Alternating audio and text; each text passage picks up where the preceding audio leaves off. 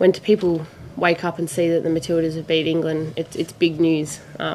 So regardless of if they saw the game or not, you know, eyes are peeled to England, go down to Australia. So for us, it's a big win. But like I said, we're not getting too far ahead of ourselves. England are a good team. We have to go home and play with all those pressures of the home crowd. But these wins are obviously good for the team and obviously for the fans.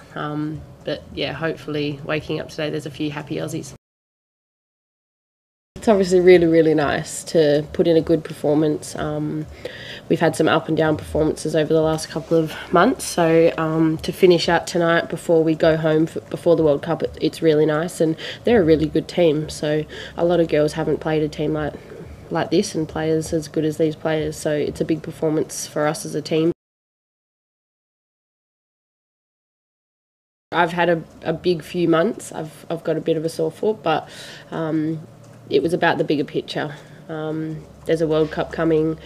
Between the national team and Chelsea, we've tried to figure out the best plan for myself, which is best for both teams. And this week, the best plan was to, after a really big week really big month with Chelsea, that it was best that, you know, we managed my load. And the plan was always to play 90 minutes tonight. It's just a sense of pride, I guess, seeing these players that could use all the excuses in the world not to perform today, playing the team that's in the best form in the world right now, 30 games unbeaten. They play phenomenal football, England, and Euro champions. We had 10 injuries going into this game, and there could be a lot of excuses not to perform, but that's not what this team is about. So to be part of that type of identity and the heart that lives in this team, but then combining that heart with head, meaning the discipline of the tactical execution tonight, was brilliant. So that combination between head and heart is what makes me really proud. But I also think it's very important we don't get carried away now.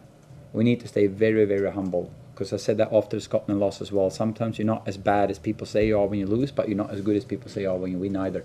So we need to stay in that boring grey area and middle ground to stay grounded and humble here now. But we know that at any given day, we might not have the best team, but we can beat the best team. One thing is her individual qualities as a footballer, but what she gives as a person is even more valuable for this team. How she carries the team both in the locker room and on the pitch is amazing. But I also want to give credit to the players around her. How they play for her and with her, because without a team performance against England you can't win, but if you have a team that back up an individual player like Sam, Sam can also shine.